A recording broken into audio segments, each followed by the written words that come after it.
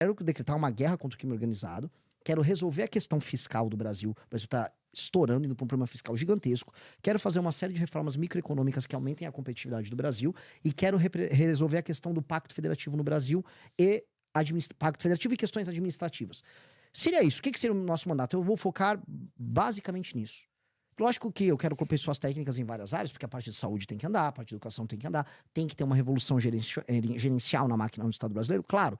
Mas a nossa energia tem que ser gasta e o capital político tem que ser gasto fazendo isso. Então, assim, primeiro dia de mandato, se eu ganhei, quero. Se não ganhei, quando eu ganhar, eu vou chegar lá, vou decretar guerra contra o crime organizado, vou fazer um estado de defesa específico nas áreas tomadas pelo crime organizado, para botar a polícia com o suporte do exército para retomar aquelas áreas. Não uma operação vai e volta. Vai, prende, se tiver conflito precisa matar o cara, o bandido vai matar o bandido, prende, constrói um super presídio. O Secote lá do El Salvador custou uns 100 milhões de dólares. Vamos fazer uns 2 aqui. Vamos botar centenas de milhares, botar na casa de centenas de milhares de presos. Até porque tá faltando pelo menos umas 100 mil vagas mesmo. E nesse ponto eu concordo com os esquerdistas. Acho que precisamos melhorar o tratamento dos presos. Então eu vou fazer mais presídios. Muitos presídios. Vou colocar todos eles lá para viver muito bem preso dentro de uma cadeia, tudo certinho ali. Vão ficar lá na cadeia. Tu tá? curte o Bukele? Cara, eu acho que eu curto os resultados dele. Eu não sei o que ele gosta, o que ele come, que time de futebol ele torce. Mas o fato é que o que ele fez para enfrentamento do crime funcionou. Não é igual no Brasil. O Brasil é um país maior. Institucionalmente falando, o Brasil é um país diferente. Dito isso, a ideia de impor lei e ordem e destruir não só o crime organizado, mas o aparato cultural ligado a ele, para mim isso funciona e nós precisamos fazer. O que é o aparato cultural ligado a ele? Isso aí não torna a coisa um pouco mais subjetiva? Porque, veja, eu não sei, não sou um estudioso, nunca fui a El Salvador. Mas um argumento que recorrente um dos argumentos, porque um deles é o do tamanho. Você já acabou de falar, acho que aqui no Brasil é diferente, eu concordo contigo. Mas um outro o cara tá mandando prender todo mundo, meu irmão. Tem uma tatuagem, prende, foda-se. Entendeu? É que assim, imagina que você mora numa área ligada ao Comando Vermelho, você já tem passagem pela polícia e você tem uma tatuagem do Comando Vermelho. E aí você tá numa operação que foi decretada um estado de exceção em que o exército e as forças policiais vão entrar nesses bairros. Você, no meio dessa operação, você apareceu ali ligado a esses caras com investigações que foram pegando suas relações com esses caras, você tinha essa tatuagem, você foi detido. A maior parte dos caras que não tinham atuação política criminal direta foram soltos. Tá. Que aí foi que se não criado um espantalho ao redor do Bukele, ao redor disso. Mas, dito isso, Eu em tô geral... te perguntando principalmente porque eu não sei mesmo, tá ligado? Não, mas é verdade. E aí eu entro um ponto. Mas, e Renan, e essas violações de direitos humanos? Cara, o primeiro ponto que a galera tem que entender, e aí esses sociólogos de esquerda ficam muito pistola, porque a opinião pública nunca compra o papo deles, e ainda bem. A maior violação de direitos humanos que nós temos, por exemplo, no Brasil é o fato de quase 30 milhões de brasileiros viverem sob o comando do crime organizado. Isso é uma violação de direitos humanos que acontece diariamente. Ou o fato de a gente perder de 35 a 45 mil pessoas vítimas de homicídio todos os anos. E mais, essa estatística ela pode estar, vamos dizer, subestimada, porque a gente tem um número de desaparecidos por ano. Então, se um cara lá foi alvo de um crime organizado e ele desapareceu, ele fica por um tempão na estatística de desaparecido. E é gigantesca, dezenas de milhares de pessoas na estatística dos desaparecidos.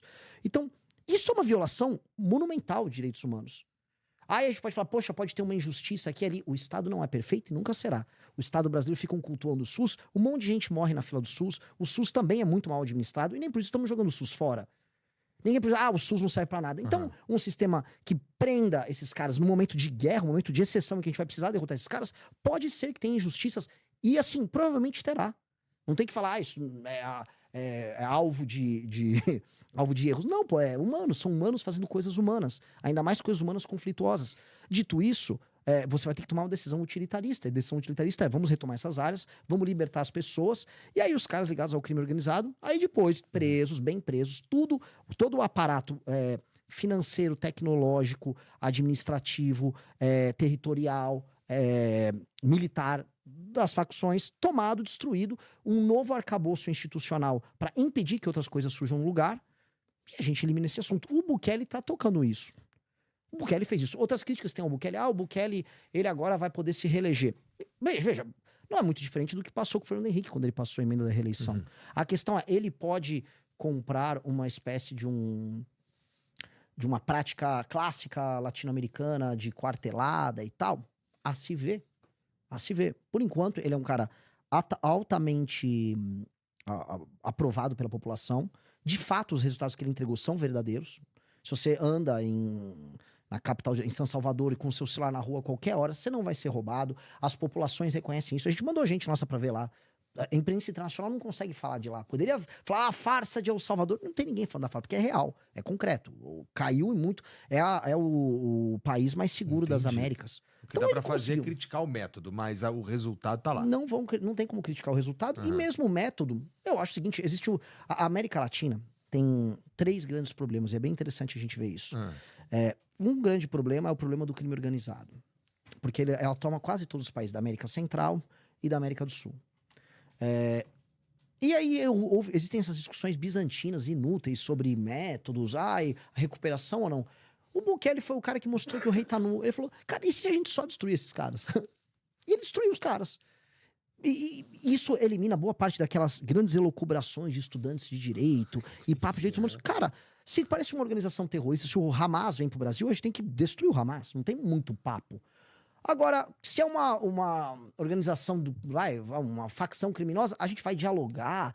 Não, cara, vamos destruir igual a gente destruiu o Hamas. Papo muito reto, muito simples. E aí a parte cultural que eu tinha citado, pra não perder o fio da meada do que você havia colocado, Igor.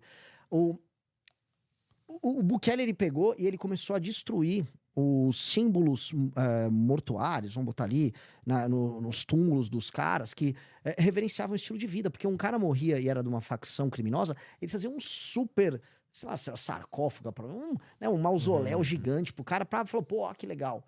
Pô, isso foi justamente a política adotada pelo governo que sucedeu os nazistas na Alemanha para acabar com os símbolos nazistas, uma política de desnazificação, para eliminar o status cultural de pertencer a uma facção. O Bukele tá certo em fazer isso. E eu acho que a gente tem que fazer isso. Acho que não tem que ser legal você curtir o Comando Vermelho. O Comando Vermelho mata a gente todo dia. Imagina, tem uma organização política, que é o Comando Vermelho, que mata a gente todo dia no Brasil. O PCC também. E esses caras, você anda em qualquer cidade do Nordeste, você vai ter o símbolo do CV, porque eles estão tomando as cidades agora. E a gente deixa. Aí ficam bravos que o MBL tá falando disso. Cara, a gente só tem que eliminar os caras. Não tem que ter muito papo, não. É passar o rodo. Passar o rodo. E acabou. O que tu acha do que a gente tá falando, dos trabalhos que existem no sentido de acabar com o crime organizado? PL, as discussões, transformar em organização terrorista ou o que aconteceu, né? Que é o Derrite e virar o relator da PL do governo, que pra mim foi meio chocante. Mas o que você acha disso que tá sendo proposto lá? O governo começou a ceder. A real é que a gente fala muito em direito penal do inimigo, né? A gente começou a trazer quente pro Brasil, em cima de um pensador alemão que chama Günther Jacobs, que veio com a ideia de que quem não reconhece a autoridade do Estado e comete crimes de maneira sistemática, como, por exemplo, uma organização terrorista. Vamos pegar um contexto europeu dos anos 80. O ETA, que era o exército lá do País Basco, que queria separação e jogava bomba e ficava explodindo bomba pela Espanha. O ETA, um cara do ETA não tinha que ser tratado como um ladrão normal, né? O IRA, na Irlanda, mesma coisa, eles são terroristas. Então, nada mais natural, se a gente fizesse essa adaptação no Brasil, que uma facção criminosa ser tratada dessa maneira. E a gente começou a trazer essa discussão. O governo, por algum milagre, entrou com um projeto que se encaminhava por essa linha, mas que tudo que envolve o governo federal tem sempre as armadilhas, que ele também centralizava o poder de ação contra o crime organizado no governo federal. Na Polícia Federal, governo federal, e alguns diziam que isso já terminar em STF. O Derrite, ele dá um freio de arrumação para empoderar as polícias. Por isso que o governo tá falando, ele quer sabotar a Polícia Federal. Não é exatamente isso. Quem quiser destruir o crime organizado, o governador que quiser focar em destruir o crime organizado, ele destrói o crime organizado. Se as polícias tiverem meios de ação, as polícias derrotam o crime organizado.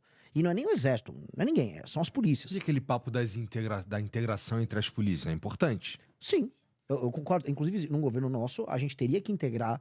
por exemplo, se você vai fazer uma operação para tomar o Rio de Janeiro, retomar o Rio de Janeiro, retomar aquelas favelas que estão sob comando. É legal que, paralelamente, alguém esteja agindo contra, vamos dizer, as facções do Comando Vermelho lá no Ceará, que estão tomando as cidades no Ceará. Sim. Você tem que começar a fazer um estrangulamento. Pega uma liderança aqui, pega uma liderança ali. Com o PCC, por exemplo, você tem que fazer uma intervenção no Porto de Santos, que o Porto de Santos vamos dizer, de onde sai grande parte do faturamento do PCC. É uma pergunta, eles ficam falando de inteligência, todo mundo sabe que o Comando Vermelho exporta por ali. E ninguém mexe por ali. Deve ter algum bagulho, algum jeito, uma tecnologia de invisibilidade, alguma coisa, porque... Tem submarino. Tá, legal, mas ó, eu e você sabemos que tem submarino. E ainda assim tem submarino, caralho? Não é tipo, cadê os caras lá? Né? E aí todo mundo sabe que boa parte da rota da droga do PCC, eles chamam de rota caipira, que é uma rota que cruza o estado de São Paulo inteiro, e aí depois vai parar lá na fronteira. Tá, alguém tem que atuar na fronteira, se vai ser a polícia dos estados do centro-oeste, ou se vai ser, vamos dar um exemplo, o exército, as forças armadas. Você tem que bloquear a entrada da droga, pegar os entrepostos logísticos que passam Mato Grosso do Sul e São Paulo, e pegar o Porto de Santos. Então aí você vai estrangulando ali. E aí alguém tá fazendo uma operação ali pra pegar onde eles lavam o dinheiro deles, aí na parte de combustível onde eles distribuem, fizeram os negócios. Você tem que ir matando esses caras ao mesmo tempo pra não ter pra onde fugir. Uma operação, gente, você viu que a operação de enfrentamento ao PCC é muito diferente da operação de enfrentamento ao Comando Vermelho. Sim. Mas você vai depender de governadores diferentes, polícias diferentes, estados diferentes. Isso é legal, tem a integração, mas todo dia está tendo crime. O que eu quero dizer é assim, você não precisa de uma grande integração pra resolver o caso do Ceará. O caso do Ceará, eu fui pegar essa cidade de Saboeiro, que morreu a Antônia Ione, que é uma mulher que se negou a envenenar a comida da polícia e tal. Os caras que eram do Comando Vermelho na cidade eram 2 caras. Não é que o Comando Vermelho tinha uma milícia. Eram 2 noias, 2 moleque noia com uma arma que devia fazer um tráfico pequeno na cidade, de valor pequeno, que queria que essa mulher matasse os policiais, ela não matou, eles mataram ela. Você entende que assim, não são super operações, que se um governador tivesse vontade política e eles tivessem meios de ação pra isso, o governador do Ceará resolvia. Eu fico ainda chocado, porque meio que o governador do Ceará conseguia fazer uma operação e passar um rapa nos caras. Ele não faz nada, esse humano. Que é outro cara que eu também viralizei, porque eu falei que, pô, se eu virar o presidente e esse cara ainda estiver no governo do Ceará, e esse cara continuar sendo leniente, porque tá muita gente morrendo no Ceará, pô, tem que afastar um cara desses, igual o Xandão afastou o Ibanez. Teve o 8 de janeiro, o Xandão falou, ó, esse cara tem alguma relação com o que tá rolando. Afastou o Ibanez, resolveu o 8 de janeiro, e aí voltou o Ibanez. Beleza. Se isso é válido no caso do 8 de janeiro, que é bem menos grave do que ligação ao crime organizado, se o Eumano, governador do Ceará, não contribuir pra gente destruir o crime organizado no Ceará, ó, Eumano, me parece que você é parte do problema, dá licença, a gente vai botar um interventorzinho aqui, 3 meses eu vou passar a rapa aí no Comando Vermelho. Então, eu acho que no Nordeste tem um lance que é falta total e completa de vontade política, mas uma espécie de uma leniência mesmo, e é certo, vamos dizer, certo, não, leniência é a palavra certa, certa simpatia, inclusive, pelos caras. Na Bahia a gente sabe de que é isso. O governador da Bahia só falta abraçar ali o pessoal das facções. Uma pergunta completamente idiota agora, porque, voltando lá no lance do Porto de Santos, cara, se a gente sabe qual que é a complexidade de tornar o Porto de... inutilizar o Porto de Santos pra tráfico de drogas. Qual que é a complexidade real dessa porra? Não dá pra ter os polícia lá fazendo um trabalho... Porque eu não sei realmente qual que é a complexidade. Você tem administração que é federal, alguma coisa é governo de São Paulo, mas é mais federal. Aí você tem... Que assim, as coisas são muito óbvias, né? Eles exportam por ali, todo mundo sabe que eles exportam por ali. Quando você vê a Baixada Santista, né, que é a região, curiosamente, o PCC, repara que a gente não fala tanto em São Paulo sobre ocupação territorial do PCC. Verdade. A polícia entra em todos os lugares. Mas você vai na Baixada, inclusive teve um problema do Tarcísio com o Derrite contra os caras lá. O Comando Vermelho tem controle territorial em Morros, no Guarujá, em Santos, São Vicente, na Baixada toda. Mataram agora o CV ou é o PCC? Não, desculpa, o PCC. O PCC, Falei besteira. Me confundi. Tá. Então o CV então faz controle territorial. E por quê? PCC. Eu tô mongol, gente. Tá bom, tudo bem. Deixa comigo. O PCC... ótimo, muito obrigado, Igor. Pode ser meu vice aí. O PCC faz controle territorial ali. Esse controle territorial que o PCC faz, ele é necessário porque você precisa receber aquelas drogas, prepara ali, e aí vira um entreposto logístico pra você fazer alguma coisa que tá ali em Santos. É ir na Vila Belmiro encontrar o Neymar? Acho que não. É comer uma caldeirada que tem lá em Santos, frutos do mar? Não. Claramente é mandar a droga pra Europa, que é o grande business deles. Então é óbvio que assim, você tá lá, tem ocupação territorial ao redor de Santos, você tem os caras no porto, tem tudo, e ninguém usou a tal da inteligência que o Lula fica falando tanto pra pegar isso. Você quer estrangular o PCC? Você tem que ir pra lá. Porto de Santos, que o grosso do faturamento deles é ali. E não só faturamento, margem, né? Uma coisa é faturamento, outra é margem. Eles têm muita margem ali. Muita grana mesmo, né? A gente tá falando de pegar lá o quilo da pasta base por X e vender pra Europa lá por 100X. Né? Porque o produto... É mais ou menos essa proporção mesmo, né? Porque imagina o seguinte, o produto colocado lá, né, vamos dizer, o grande mérito deles é colocar o produto. A jornada do cara é como você tira o produto do ponto A com o ponto B, com fiscalização, ela gastou. Então, a margem que eles têm em fazer o produto chegar no cliente, na ponta, é enorme. E aí é um mérito, né, administrativo dos caras. Você tem que destruir isso. Aham. Se você gostou desse vídeo, não se esqueça de se inscrever e deixar o seu like. Isso ajuda muito o canal. E você continuará recebendo vídeos como este. Eu te vejo no próximo vídeo.